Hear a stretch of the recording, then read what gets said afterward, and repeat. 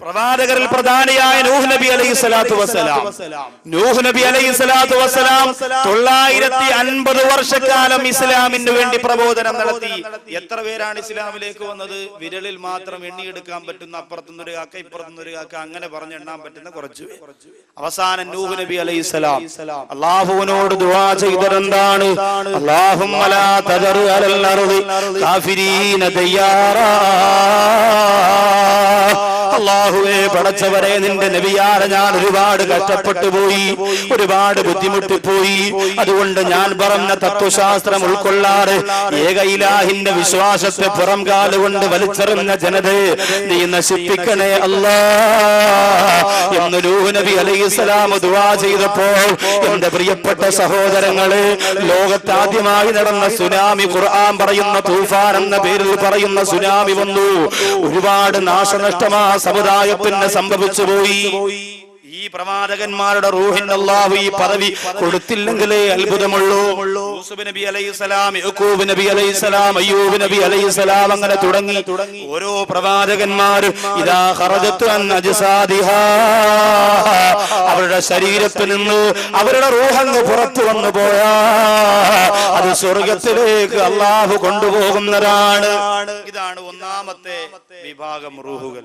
രണ്ടാമത്തത് അർവാഹു ശുഹദാ, ശുഹദാക്കളുടെ റൂഹാണ്, രക്തസാക്ഷികളുടെ റൂഹ്. ആരാണ് ശുഹദാക്കൾ? അത് നമ്മൾ വ്യക്തമായി പഠിക്കണം. ശുഹദാക്കളാകാൻ ഒരുപാട് എന്റെ പ്രിയപ്പെട്ട ചെറുപ്പക്കാരൊക്കെ നിയ്യത്ത് ചെയ്ത് ജീവിക്കുന്നവർ. അതുകൊണ്ട് ശുഹദാക്കൾ ആരാണ് എന്ന് ഗൗരവത്തോടെ പഠിക്കുന്നൊരു നല്ലത്. എന്റെ പ്രിയപ്പെട്ട സഹോദരങ്ങളെ, നമ്മുടെ നാട്ടിലെ ഏതെങ്കിലും ഒരു ഹൈന്ദവരുടെ ശബരിമലയിലേക്ക് പോകുന്ന വാഹനം അടിച്ചു തകർത്തു, അതിന്റെ പ്രതികാരമായിട്ട് ഏതെങ്കിലും ഈ മക്കാ നഗറിന്റെ പരിസരത്തുള്ള ഒരു മുസ്ലിം വീട് തിരക്കി പിടിച്ചു ഒരു 20 വയസ്സുകാരന്റെ കൈയും കഴുത്തും കാലും വെട്ടി റോട്ടിലിട്ടാൽ അവന് ഷഹീദാണ് എന്ന് പറയുന്ന ലോകമാണിത്. അവൻ ഷഹീദാണെന്ന് പറയുന്ന ലോകമാണിത്. എന്റെ സഹോദരങ്ങൾക്ക് എന്നോട് വെറുപ്പ് തോന്നരുത് ഞാനത് പറയുമ്പോൾ, എനിക്കിത് പറഞ്ഞേ പറ്റൂ. നബി സല്ലല്ലാഹു അലൈഹി വസല്ലമ തങ്ങളുടെ മുമ്പേ യുദ്ധത്തിന്റെ രണാകണത്തിൽ കിടന്നു പിടഞ്ഞു മരണപ്പെട്ടു പോര ഒരു സഹാബിയെ നോക്കിയിട്ട് സഹാബാക്കൾ പറഞ്ഞു, നബിയേ, ഇയാള് ഷഹീദാണല്ലോ, ഇയാള് ഷഹീദാണല്ലോ എന്ന് പറഞ്ഞപ്പോൾ അള്ളാഹുവിന്റെ ഹബീബ് നബി മുഹമ്മദ് മുസ്തഫ സല്ലല്ലാഹു അലൈഹി വസല്ലമ തങ്ങൾ കൊടുത്ത മറുപടി എന്തെന്നറിയോ? ഇയാള് ഷഹീദല്ല. സഹാബത്ത് ചോദിച്ചു, എന്താ നബിയേ, അതിന്റെ കാരണം എന്താണ്? ഞങ്ങളുടെ മുമ്പ് കിടന്ന് ശത്രുക്കളുമായി പോരടിച്ചിട്ട് ശരീരത്തിന്റെ ഓരോ ഭാഗങ്ങളും ദീനിന് വേണ്ടിയിട്ട് കൊടിഞ്ഞു കളയുമ്പോ ഈ സഹോദരൻ എന്തുകൊണ്ട് ഷഹീദല്ല എന്ന് ചോദിക്കുമ്പോ അള്ളാന്റെ ഹബീബ് നബി മുഹമ്മദ് മുസ്തഫ സല്ലല്ലാഹു അലൈഹി വസല്ലമ തങ്ങൾ കൊടുത്ത മറുപടി എന്തെന്നറിയോ? ഈ സഹോദരൻ തന്റെ കൂട്ടുകാരനായ സഹാബിയുടെ ശരീരത്തിൽ നിന്ന് അവന്റെ പൊരുത്തമില്ലാതെ, അവന്റെ അനുവാദമില്ലാതെ പുതപ്പ് വലിച്ചൂരിയെടുത്തവനാ. ആ പുതപ്പിന്റെ പേരിൽ തന്റെ കൂട്ടുകാരനെ വഞ്ചിച്ചതുകൊണ്ട്, ആ പുതപ്പിന്റെ പേരിൽ തന്റെ കൂട്ടുകാരനെ ചതിച്ചതുകൊണ്ട്, അവന്റെ അനുവാദമില്ലാതെ പുതപ്പെടുത്തത് കൊണ്ട് ഇവനിന് ഏതു തരത്തിൽ ഇസ്ലാമിന് വേണ്ടി ജിഹാദ് വിളിച്ചാലും ഇവന് ഷഹീദിന്റെ കൂലിയില്ല. പലിശക്കാരന്റെ പണം കയ്യിൽ വാങ്ങിയിട്ട് കുടുംബം പോറ്റുന്ന ചെറുപ്പക്കാരാ, 500 രൂപയുടെ പാന്റ് കടയിൽ പോയിട്ട് 400 രൂപ പറഞ്ഞിട്ട് 100 രൂപ പൊരുത്തപ്പെട്ടോളാൻ പറഞ്ഞ് അതും വാങ്ങി ഇറങ്ങി ഓടുന്ന ചെറുപ്പക്കാരാ, നീയാണോ ഷഹീദാകുന്നത് മോനെ? പൊരുത്തമില്ലാത്ത സ്വത്ത് വെട്ടിപ്പിടിക്കാതെ മനസ്സ് കാണിക്കുന്ന ചെറുപ്പക്കാരാ, വിദേശ രാജ്യത്ത് പോലെ കഷ്ടപ്പെടുമ്പോ അറബികൾക്ക് അവരുടെ പൊരുത്തമില്ലാതെ, അവരുടെ അനുവാദമില്ലാതെ അറബികളുടെ കൈയിട്ട് വാരിയിട്ട് അവരിൽ നിന്നും കൊണ്ടുവരുന്ന സമ്പാദ്യം കൊണ്ട് മക്കാ നഗറിൽ വലിയ വീട് വെച്ചിട്ട് ഞെളിഞ്ഞു നടക്കുന്നവന് നിനക്കാടോ ഷഹീദിന്റെ പദവി കിട്ടുന്നത്? അല്ല മോനെ. അല്ലാഹുവിന്റെ ഹബീബായ അഷ്റഫുൽ ഖൽഖ് നബിയുനാ മുഹമ്മദ് മുസ്തഫ സല്ലല്ലാഹു അലൈഹി വസല്ലമ തങ്ങളുടെ കാലത്ത് നല്ല ജിഹാദ് നടന്ന കാലമാണ്. ആ ജിഹാദിന്റെ പടകത്തുടിയുമാറി പുറപ്പെടുന്ന സഹാബത്തിനെ വിളിച്ചിരുത്തിയിട്ട് അല്ലാഹുവിന്റെ റസൂൽ കൊടുത്ത ഉപദേശം എന്തെന്നറിയോ? എന്താ കൊടുത്തത്? നിങ്ങളിൽ ആരെങ്കിലും അയൽവാസികളെ ഉപദ്രവിച്ചവരായി, അയൽവാസികളെ ബുദ്ധിമുട്ടിച്ചവരായിട്ട് ഇവിടെയുണ്ട് എങ്കിൽ നിങ്ങൾ ആരും തന്നെ ആ ഷഹീദാകാൻ വേണ്ടി കൊതിച്ചുകൊണ്ട്, ആഗ്രഹിച്ചുകൊണ്ട്, ആർത്തിയോടെ, ആവേശത്തോടെ ജിഹാദിന് വേണ്ടി വരണ്ട. അയൽവാസികളെ ഉപദ്രവിച്ചവൻ ഷഹീദായാൽ അവൻ അല്ലാഹു ഷഹീദിന്റെ കൂലി കൊടുക്കുകയില്ല. നബി മുഹമ്മദ് മുസ്തഫ. അയൽവാസികളുടെ കല്യാണം മുടക്കി നമ്മൾ വലിയ ജിഹാദിന്റെ ആളാ. അയൽവാസിയുടെ കല്യാണം മുടക്കി, അയൽവാസിയുടെ കച്ചവടത്തിന് പാര വെച്ചു. അതുപോലെ റിയൽ എസ്റ്റേറ്റ് ബിസിനസ് എന്ന് പറഞ്ഞുകൊണ്ട് ഒരാൾക്ക് മുകളിൽ പാര വെച്ചു നടന്നു. അവന്റെ കച്ചവടം പൊളിച്ചു, ഇവന്റെ കച്ചവടം പൊളിച്ചു. അങ്ങനെ നടന്നിട്ട് ഷഹീദിന്റെ ആഗ്രഹത്തിന് വേണ്ടി കൊതിക്കുന്ന എന്റെ പ്രിയപ്പെട്ട സഹോദര ഉബൈദത്ത് റളിയല്ലാഹു തആല അൻഹു യുദ്ധത്തിന്റെ രണാകടത്തിൽ ശരീരത്തിന്റെ ഓരോ ഭാഗങ്ങൾ വെട്ടിയെറിയപ്പെട്ടപ്പോ സുഗന്ധേ ഉബൈദത്തെ എടുത്തത് അമ്മ സുരിന്ത് വരും വഴി തൊഴുകൈതമ്മ നികരേറ്റവർ യാസി ഹബീബുല്ലാഹേ നേസ തിരുമുമ്പിൽ കിടത്തിക്കൊണ്ടേ.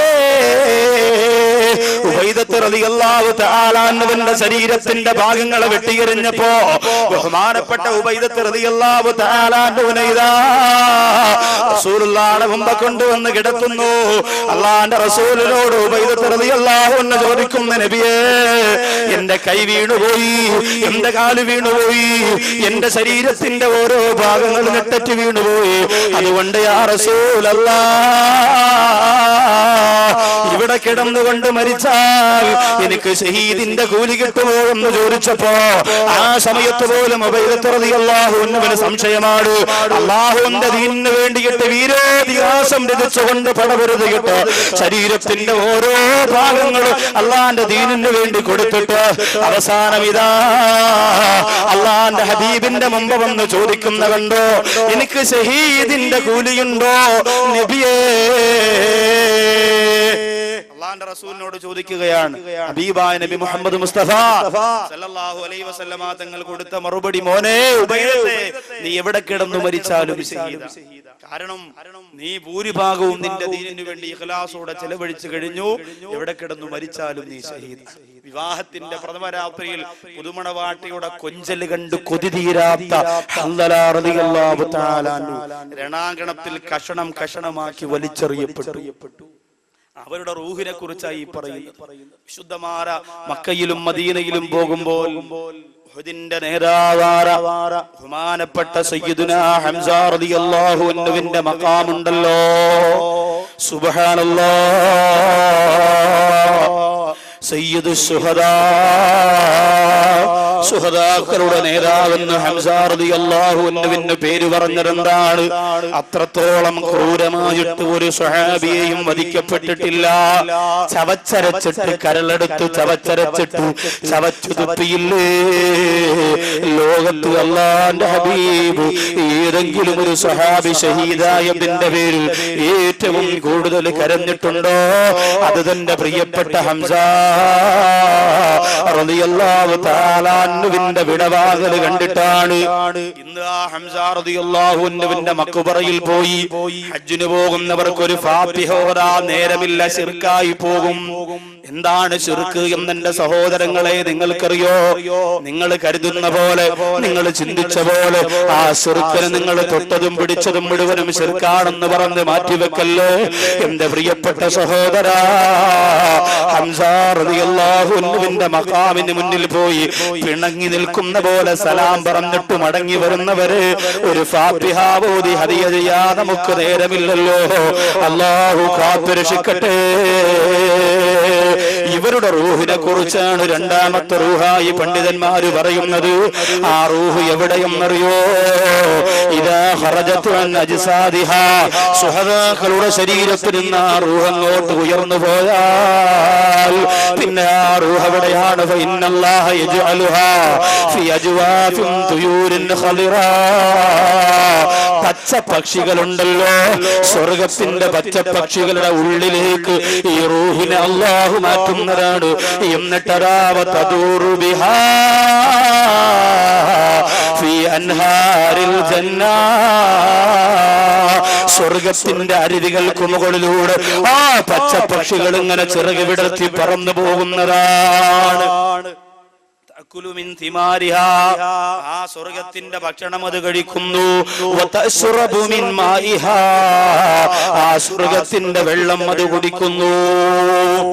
അതാണ് ശുഹദാക്കളുടെ റൂഹിന് അല്ലാഹു കൊടുക്കുന്നത്. നമ്മളെ പോലെ ജിഹാദിന് പോകുമ്പോ തകടും കൂടി ഇളിയിൽ ഓതി കെട്ടി ഉസ്താറെ മരിക്കാതിരിക്കാൻ വേണ്ടി ദുആ ചെയ്യണേ, തിരിച്ചു വരാൻ ആഗ്രഹമുണ്ട്.